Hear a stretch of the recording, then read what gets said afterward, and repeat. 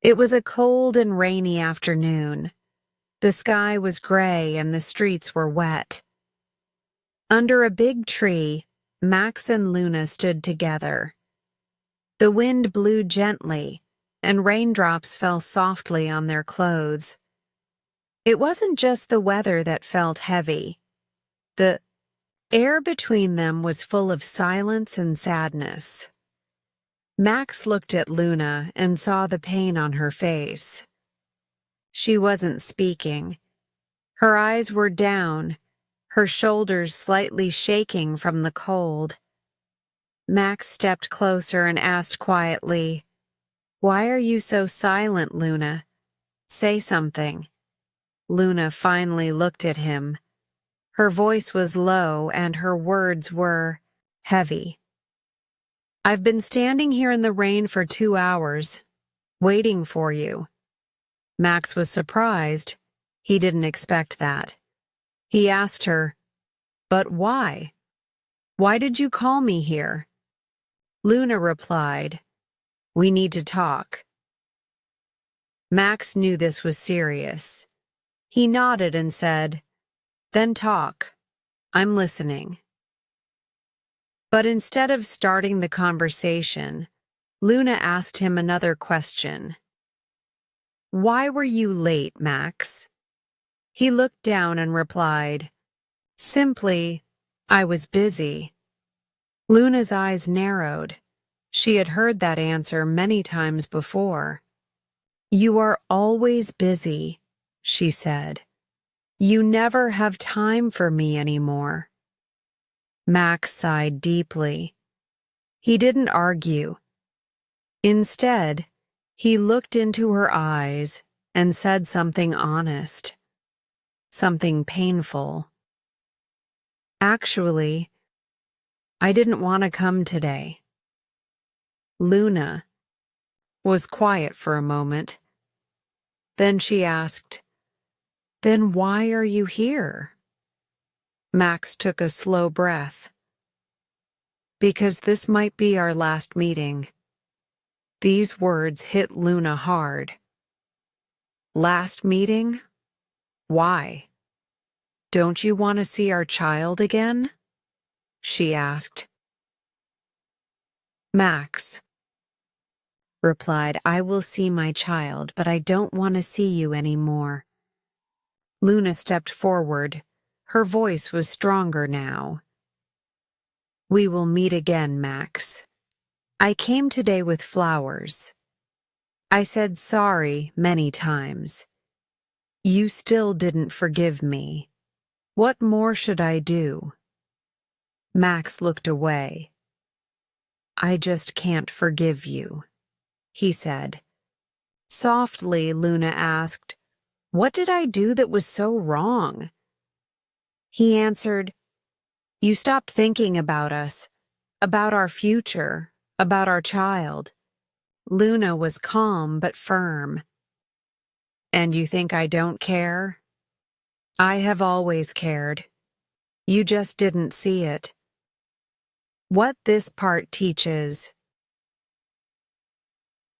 In this first part of the story, we see how broken communication and lost emotions can create distance between two people who once loved each other. Max and Luna are standing in the same place, but they feel far apart. The rain around them becomes a symbol of their pain, quiet, cold, and falling between them. The conversation is short, but every word feels heavy. Luna has been waiting. She is hurt. Max is tired. He is angry but also confused. He says this might be the last time they meet, and that tells us everything. They are no longer trying to fix things, but starting to let go. This part of the story teaches us an important lesson. Sometimes love isn't enough if we stop showing it. The rain kept falling around them, but Luna and Max didn't move. Their words were heavier than the weather. After Max said this might be their last meeting, Luna looked at him with wide, questioning eyes. "Why the last meeting?" she asked softly. "Don't you want to be in our child's life?" Max replied, "I will see our child. I'll always be a father, but I don't want to see you anymore." Luna felt a mix of anger and sadness. She stepped closer. "We will meet again. I know that. I came here today with flowers. I've apologized many times. I tried, Max, but you didn't forgive me. What more can I do?" Max looked away. His voice was low, almost whispering. "I can't forgive you." Luna's eyes filled with tears. "Why not? What did I do that was so unforgivable?" Max didn't answer right away. Then he said, "You stopped caring about our future, about our child's future. You only thought about yourself." Luna shook her head slowly. "You think I didn't care? I cared more than you know. You just didn't see it." Max looked frustrated. "I tried to fix things. I came to talk to you, to make things better." Luna raised her voice a little. "You came only twice, Max. And both times it felt like you were just doing it to say you tried. Not because you really meant it." Max went silent again. The wind blew harder, but Luna didn't stop. "Listen, Max," she said. "You are his father. You can see him whenever you want. But don't think you can come and go like nothing happened. This part of the story shows something very real. How two people can look at the same situation and feel completely different about it. Max thought he tried his best. Luna felt like he didn't try hard enough. Max asked, "You think another man can be a better father to my child?" Luna stayed calm. "That's not the point. The point is, you broke our home. You made this choice." Max got serious. "I know I wasn't perfect. I said and did wrong things. I even hurt you." Luna looked away. Her voice broke. "You hit me, Max. Many times, even when I was pregnant. And I never told anyone." Max shook his head. "I didn't hit you when you were pregnant. I just grabbed your arm." "That's different." Luna stared at him. "No, Max. A man should never hurt a woman. And you did. Many times. What this part teaches. This part shows the pain that builds when people don't truly listen to each other. Max still believes what he did wasn't that bad. Luna remembers every moment he made her feel unsafe, small, and unimportant. Max tried to explain his behavior by saying he was stressed, or jealous, or angry. But Luna had reached a place where no excuse was good enough. Her trust had been broken too many times. Sometimes when pain builds and words are not heard, love starts to fade. Not all at once, but slowly, like the rain falling between them. In this moment, Luna and Max are not just talking about the past, they are deciding whether they still have a future. The rain continued to fall, but Max and Luna stood still under the tree, caught in a moment that felt too heavy to walk away from. They were not just talking, they were tearing open old wounds. It was a hard conversation, but one that had been waiting for a long time. Max, still standing with flowers in his hands, asked in a soft voice, "Don't you remember the good times we shared, Luna?" But Luna didn't smile. Her eyes were tired. "Yes, I remember. But there's no point. I don't feel anything now. Not the way I used to." Max looked hurt. "So that's it? You've forgotten everything we built together?" Luna took a deep breath. When pain becomes stronger than love, the memories don't bring happiness anymore. They only bring hurt. Then Max tried to change the topic. "Our child, I want him to stay with me."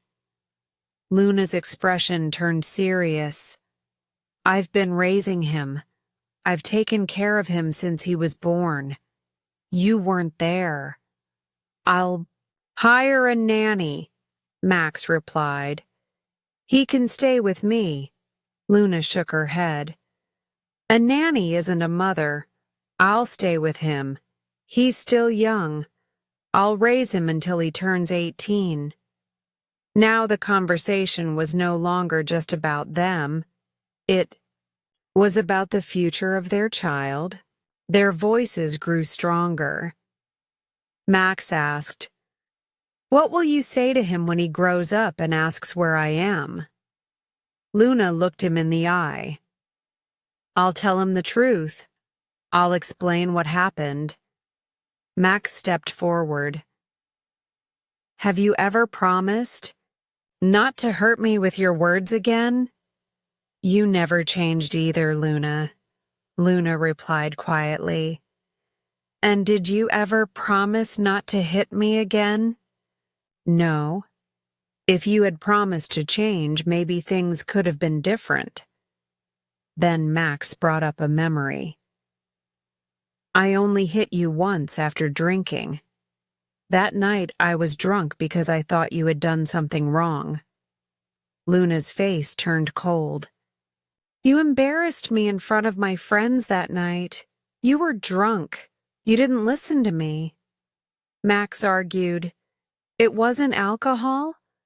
Luna said, "No, it was just a cocktail. I didn't lie. But I did it on purpose, because you hurt me earlier that day." Max was shocked. "So you did that to get back at me?"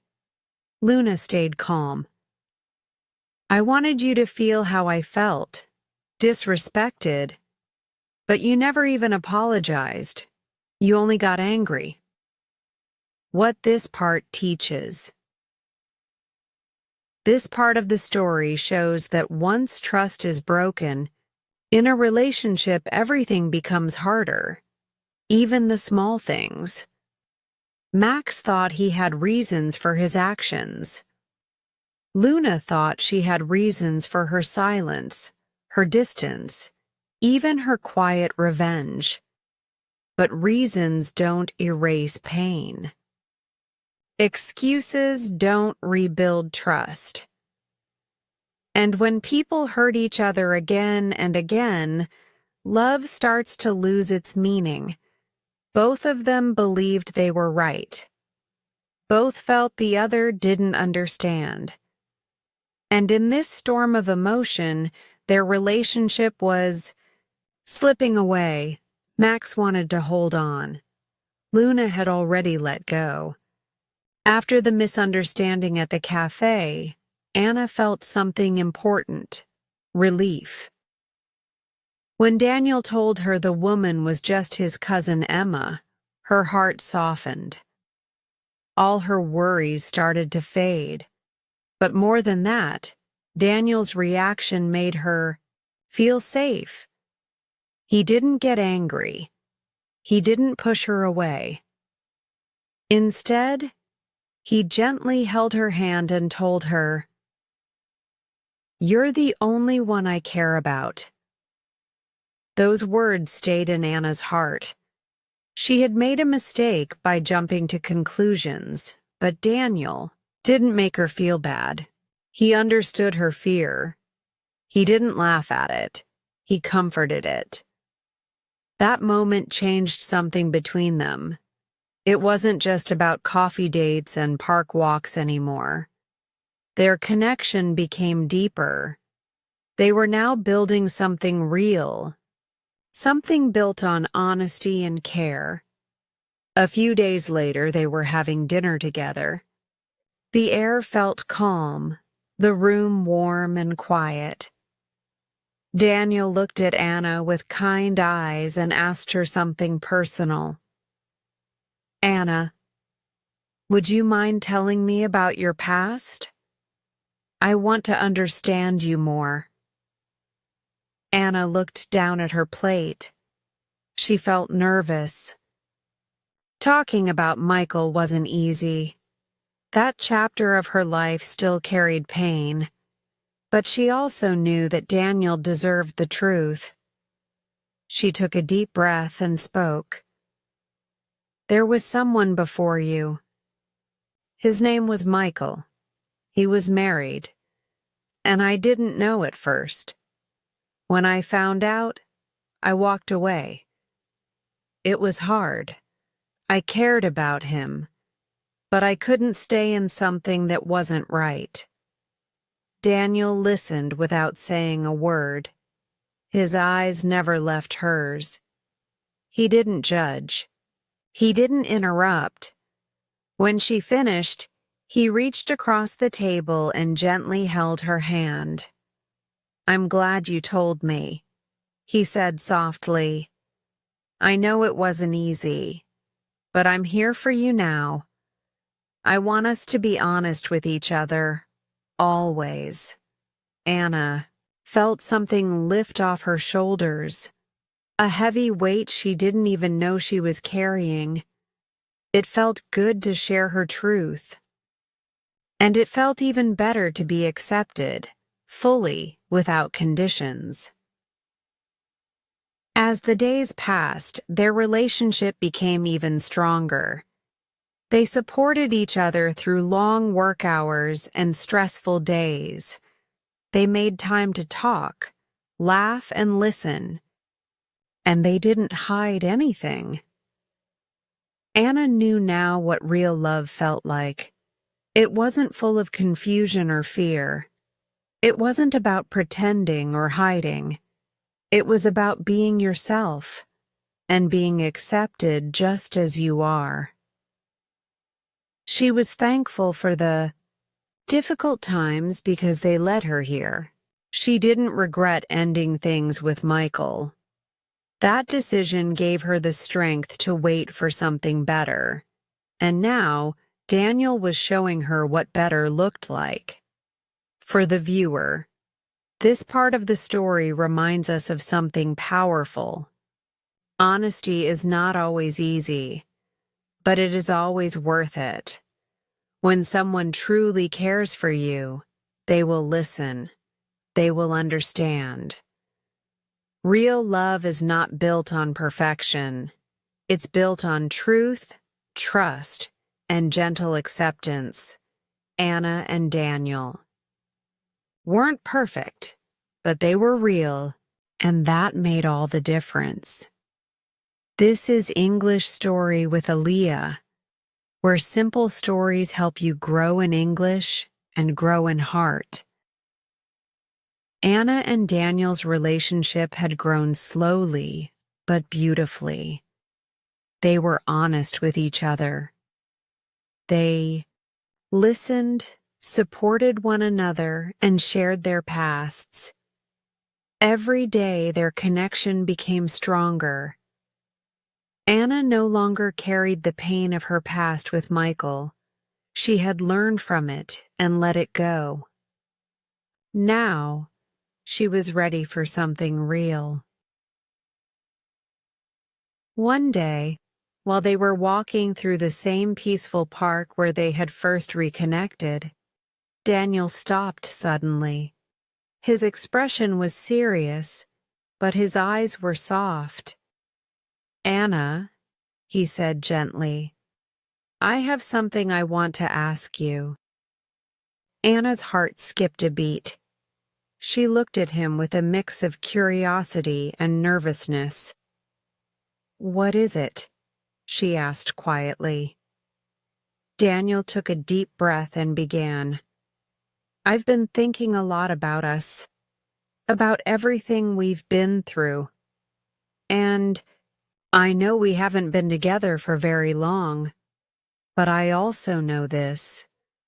I can't imagine my life without you. You make me happy every single day.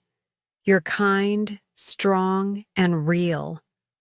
I want to spend my life with you." Anna's eyes widened. Her heart was beating fast. Then, Daniel reached into his pocket and pulled out a small box. He opened it to reveal a beautiful ring. With a warm smile, he looked into her eyes and asked, "Anna, will you marry me?" For a moment, Anna was speechless. She hadn't expected this. But as she looked into Daniel's eyes, filled with love and hope, her heart answered before her mouth could. Tears filled her eyes, and she smiled. "Yes," she whispered. "Yes, I will." Daniel gently slid the ring onto her finger. They hugged tightly under the soft light of the trees. It was a quiet moment, but it was full of joy, peace, and love. After all the heartbreak Anna had been through, she had found something she once thought she would never have again: trust. And not just trust in another person, but trust in life. She learned that even after pain, new beginnings are possible. Michael was part of her past. He had taught her what love should not be. But Daniel had shown her what love could be: respectful, honest, gentle, and kind. Anna and Daniel continued their journey together. There were still hard days, as life is never perfect, but they faced them as a team. They talked things through, lifted each other up, and celebrated the little things. Their love wasn't loud, but it was deep. It wasn't rushed, but it was real. For the viewer, this final part of Anna's story reminds us that healing takes time, but love can grow again. The right person will never make you doubt your worth. They will remind you of it. Life has its own way of surprising us. Often the best moments come when we least expect them. Anna's story is not just about falling in love again. It's about trusting herself, making brave choices, and believing that she deserves happiness. Sometimes the most powerful love story is the one that begins after heartbreak. This is English Story with Aaliyah, where every story helps you learn English and feel inspired to believe in second chances and soft, steady love.